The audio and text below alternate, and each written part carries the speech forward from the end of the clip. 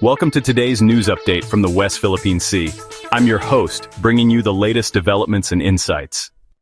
Recent tensions in the West Philippine Sea have raised concerns among Filipino officials and analysts. So, let's take a closer look at the latest developments. On April 9th, the Philippines hosted a round of negotiations regarding the long-delayed ASEAN-China Code of Conduct.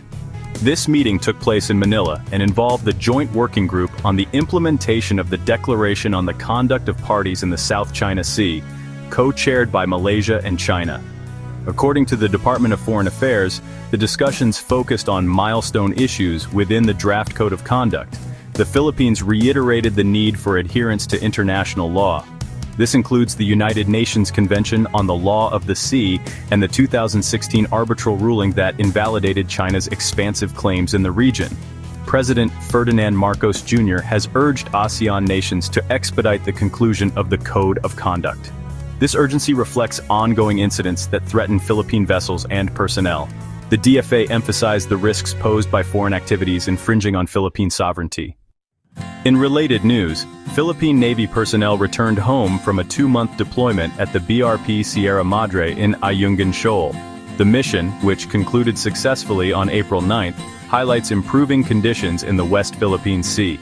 Reports indicate that this resupply operation was completed without incident, thanks in part to a provisional agreement with China aimed at de-escalating tensions.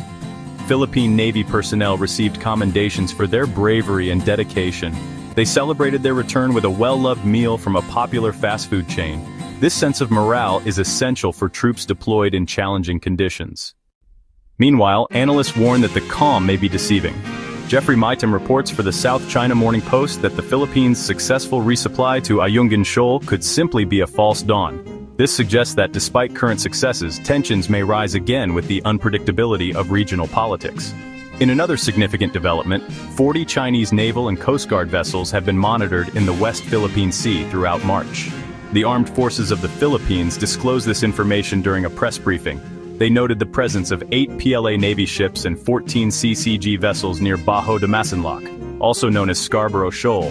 Colonel Xerxes Trinidad of the AFP remarked, "Our efforts align with the country's enhanced defense posture. This reflects the Philippines' commitment to maintain stability amid aggressive maneuvers by foreign vessels." In addition to these military activities, the Philippines is strengthening ties with its allies. Over 20 military training exercises are planned with Australia this year, marking an increase from previous years. This includes participation in Talisman Sabre, the largest military exercise between Australia and the United States. These joint efforts signify a commitment to regional security. However, tensions remain high. China has repeatedly rejected the 2016 arbitral ruling.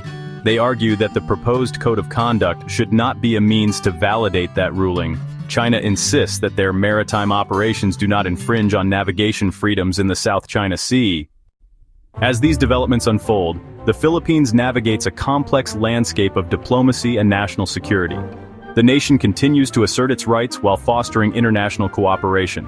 For more updates on the West Philippine Sea, stay tuned. This is WPS News Today. Thank you for listening.